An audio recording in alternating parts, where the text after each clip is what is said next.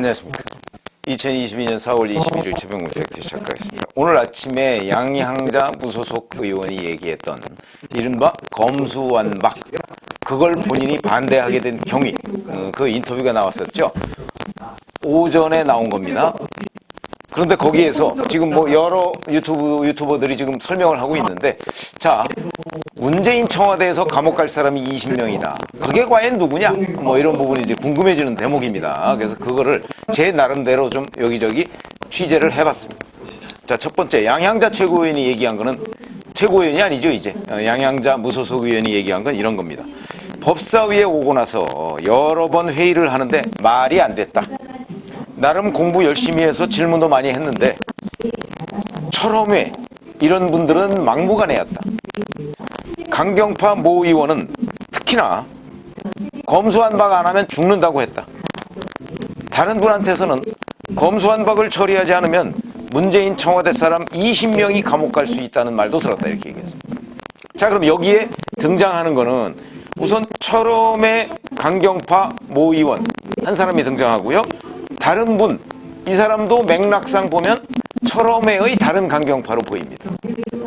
그럼 전체적인 느낌은, 자, 청와대, 문재인 청와대 사람이 20명.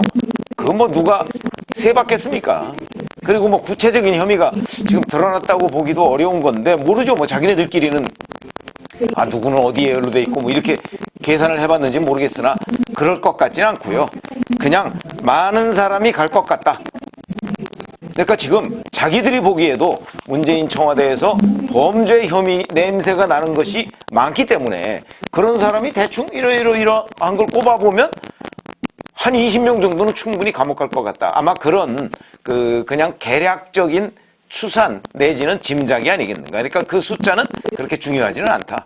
저는 뭐 그렇게 말씀을 드릴 수가 있겠습니다. 자, 그러면 여기에서 우선 첫 번째 우리가 관심을 가져야 되는 부분은 양향자 의원한테 얘기한 사람이 과연 누구냐. 철험회를 지목했습니다. 물론 본인은 알고 있겠죠, 누군지. 나중에 뭐 공개될 수도 있다고 봅니다만은. 그러면 철험회라는 거는요, 우선 검수완박 안 하면 죽는다, 이렇게 양향자 의원한테 얘기한 철험회 강경파 누구냐, 이런 부분인데, 철험회는요 지금이 2022년 4월이니까 2020년 6월 4.15 총선 후에 바로입니다. 바로 청와대 공직기강 비서관 출신이죠. 최광욱 당시 열린민주당 의원, 이 사람 주도로 만든 강경파들 모임입니다, 이 철험회는. 그러니까 열린민주당, 그 다음에 당시 더불어민주당, 이 사람들 이제 강경파들이 주로 모인, 그래서 철험회를 만들었는데, 자, 그렇게 본다면 누가 얘기했을까? 우선 최광욱 의원은 열린민주당 출신이고요. 양향자 의원은 잘 아시다시피 문재인 대통령이 이제 삼성의 뭐 고위직 출신이다, 고졸 출신으로 삼성전자 고위직까지 갔다, 뭐 이런 것 때문에 그 상징성, 이런 걸 감안해서 영입을 한 사람이죠. 최광욱 의원 계열하고는 제가 보기에는 많이 다릅니다. 그러니까 양향자 의원한테 얘기했다는 사람이 최광욱 의원은 저는 아닐 것으로 보고, 그러면은 이제 철험의 강경파가 또 누구냐? 김남국, 김승원, 김용민, 황운하, 뭐 이런 사람들로 보입니다. 이 외에도 철험의 사람들은 뭐 민형배, 민병덕, 이수진, 장경태, 한준호 해서 대략 한 17 내지 18명 정도가 되는데, 양향자 의원이 얘기한 철험의 강경파, 그거는 최광욱 의원을 뺀다면 김남국, 김승원, 김용민, 황운하 정도, 이 4명 정도 중에 2명일 것이다. 저는 그렇게 짐작을 하고요. 근데 그러면 누가 제일 가능성이 높으냐? 우선 양향자 의원은 지역구가 광주입니다. 김남국 의원 지역구는 안산이지만 원래 고향은 광주고요. 아버지도 지금 광주에 삽니다. 그러니까 김남국 의원일 가능성이 저는 제일 많다, 이렇게 보고, 또 다른 한 명은 그럼 누구냐? 여기는 이제 아무래도 김용민 의원 정도가 아닐까. 그러면 왜 황운하 의원을 뺐느냐? 오늘 보도된 내용 중에 보면 참여연대 공익법센터 소장을 역임했던 양홍석 변호사라는 사람이 있습니다. 이 양홍석 변호사가 글을 올렸는데 뭐라고 얘기했냐면, 검수완박 안 하면 우리 모두 죽는다 하는 얘기는 나도 들었다. 그래서 만약 검수완박 법안이 국회에서 통과가 되면 내가 나한테 그 얘기를 했던 사람 이름을 깔까? 이렇게 썼습니다. 그러면서 하나 힌트가 있습니다. 누구라고는 얘기를 안 했죠, 물론. 근데 힌트가 있습니다. 힌트가 이렇게 되어 있습니다. 변호사로 얘기한 것은 아니니까 내가 까도 된다라는 겁니다. 이거 무슨 얘기일까요? 자기한테 이 얘기를 한 사람이 변호사다 이런 얘기죠. 그러니까 그 얘기를 한 사람이 변호사라는 지위와 정치인이라는 지위가 있는데 자기한테 이 얘기를 할 때는 변호사로서의 지위로 얘기한 게 아니기 때문에 자기가 변호사 윤리 뭐 이런 거를 감안해서 이 사람을 보호해줘야 할 이유가 없다. 이렇게 말하는 겁니다. 그러면 황운하 의원은 변호사가 아니죠. 그런 점에서 본다면 요 두 사람은 아마도 김남국, 김용민 어떤 사람이 우리 모두 죽는다 내지는 어떤 사람이 문재인 청와대 20명이 감옥에 간다 이렇게 얘기했는지 모르겠으나 그 두 사람은 김남국, 김용민 의원일 것이다 하는 것은 저의 그냥 분석입니다. 팩트로 확인된 건 아니죠, 물론. 그거야 뭐 양형자 의원이 얘기하기 전에야 어떻게 알겠습니까? 그럼 나중에 알려질 수는 있겠다 이런 생각은 듭니다. 자, 그러면 문재인 청와대 감옥 갈 사람이 20명. 이건 도대체 누구일까? 우선 이런 거 한번 계산을 해보시죠. 윤석열 검찰총장 당시에 현 정부의 살아있는 권력에 대한 수사를 여러 건 했습니다. 울산시장 선거 공작, 그 다음에 유재수 감찰 무마, 그 다음에 월성원전 1호기 조기 폐쇄에 대한 그 경제성 보고서 조작, 그 다음에 조국 패밀리 비리 혐의, 뭐 이런 것들 아닙니까? 우선 울산시장 선거 공작 사건과 관련돼서는 백원우 민정비서관 등 청와대 민정수석실 사람들을 그 13명을 기소를 했습니다. 송철호 울산시장, 송병기 전 울산 경제부시장, 황운하 전 울산지방경찰청장 뭐 다 이런 사람들이 포함되어 있습니다. 이 중에 송철호, 송병기, 황운하 이 세 사람을 뺀다면 10명이 지금 문재인 정부 청와대 사람들이 기소가 된 겁니다. 왜 이렇게 숫자가 많아졌냐? 그럴 수밖에 없죠. 이게 송철호 현 울산시장을 위해서 뭐 공약도 만들어주고요. 그 다음에 하명 수사를 통해서 경찰한테 수사를 시켰고요. 이런 일들이 있었습니다. 그리고 여기에 관여된 청와대의 실국 이런 것만 합쳐도 6개 내지 7개가 됩니다. 그래서 제가 그동안에 청와대의 6개 내지 7개의 실국을 동시에 움직일 수 있는 사람, 대통령 비서실장 두 사람밖에 없다. 이렇게 말씀드렸던 거 아마 기억나실 겁니다. 그런데 막상 임종석 당시 대통령 비서실장은 조사 한 번 하고 기소가 안 됐습니다. 왜? 조사가 미진했기 때문에.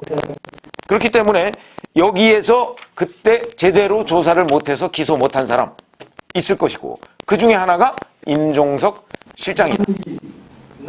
그러니까 이 20명 어쩌고 하는데 임종석 실장은 포함될 것이고 그 다음에 13명 서울중앙지검 공공수사 2부가 기소했던 그 13명에 포함되지 않은 몇 명 정도가 더 포함될 수 있다. 왜냐하면 수사를 철저히 하면.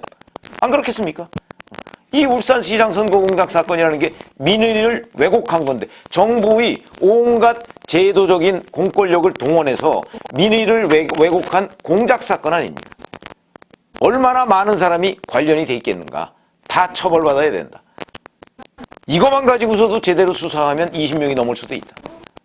그러나 어쨌든 여기에 임종석 전 실장을 포함한 몇 명 정도가 여기에 이제 기소 안 된 사람 중에 있을 것으로 보이고요.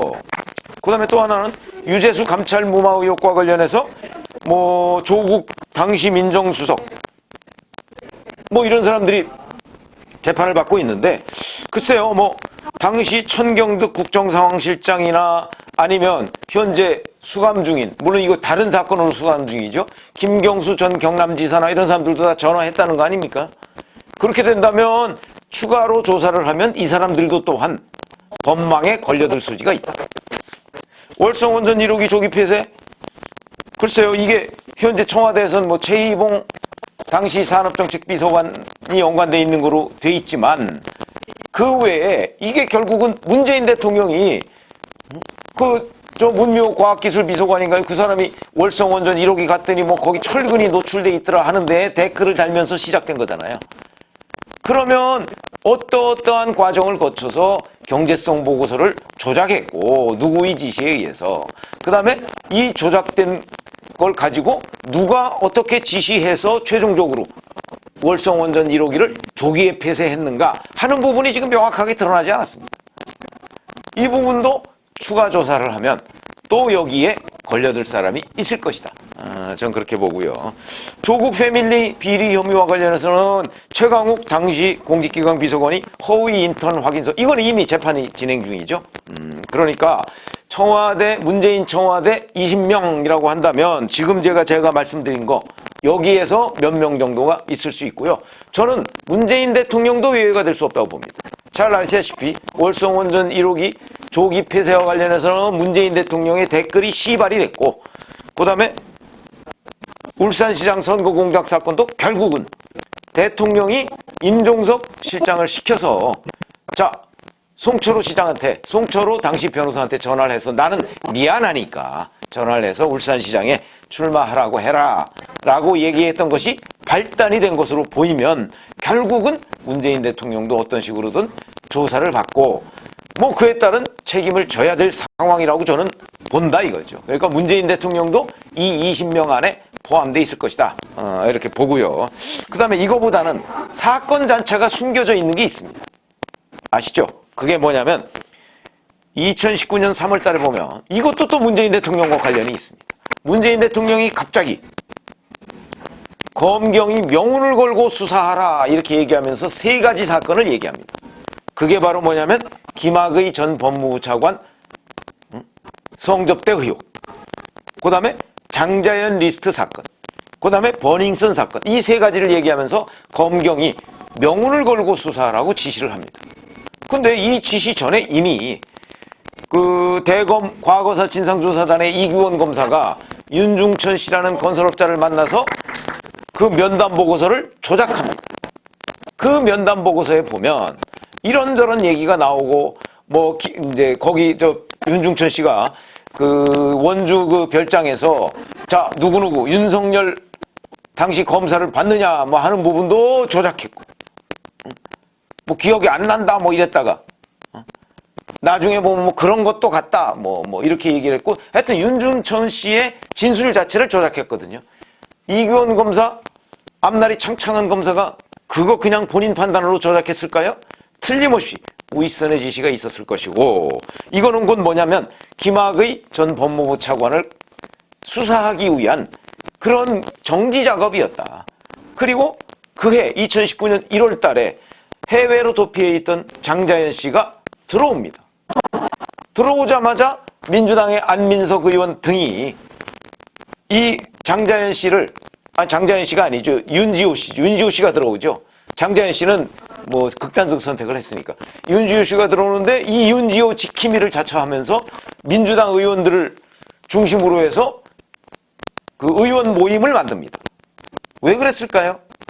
그것도 저는 연결이 돼 있다고 본다. 버닝썬 사건은 그냥 끼워 팔기로 넣은 거고요. 핵심은 김학의, 장자연 리스트 사건, 윤지호 사건이죠. 요 두 가지에 초점을 맞춰서 기획 수사를 저는 시도했다고 봅니다. 이거는 그러면 누구의 기획이었느냐? 왜냐하면 김학의, 장자연 리스트, 버닝썬 이걸 관통하려면 경찰, 검찰 모두 다 움직일 수 있어야 된다. 그걸 움직일 수 있는 데는 청와대밖에 없다. 청와대 어디? 민정수석실. 전 이렇게 생각합니다. 그런 점에서 본다면 윤중천 씨 그 면담 보고서 조작을 비롯해서 김학의 전 차관 불법 출금 이거 그 지금 불법 출금과 관련해서는 검찰 쪽 사람들만 이성윤 서울고검장 등 이 사람들만 지금 기소돼서 재판을 받고 있는데 그 윗선이 있느냐? 저는 있다고 본다는 거죠. 왜냐하면 이게 기획사정이었기 때문에. 엄밀하게 따지면 조작이었죠. 기획사정을 하기 위한 보고서 조작이었죠. 이거는 청와대가 연관돼 있을 가능성이 매우 높기 때문에 제가 보건대는 이 사건 자체는 청와대 쪽의 조사가 거의 이루어지지 않았습니다. 그러니까 이 사건과 관련해서 적어도 상당한 정도의 당시 민정수석실 근무자들이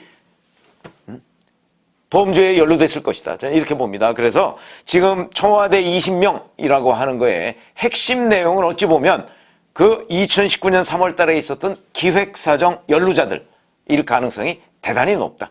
이거는 청와대 부분이 거의 지금 수사가 안 돼 있기 때문에.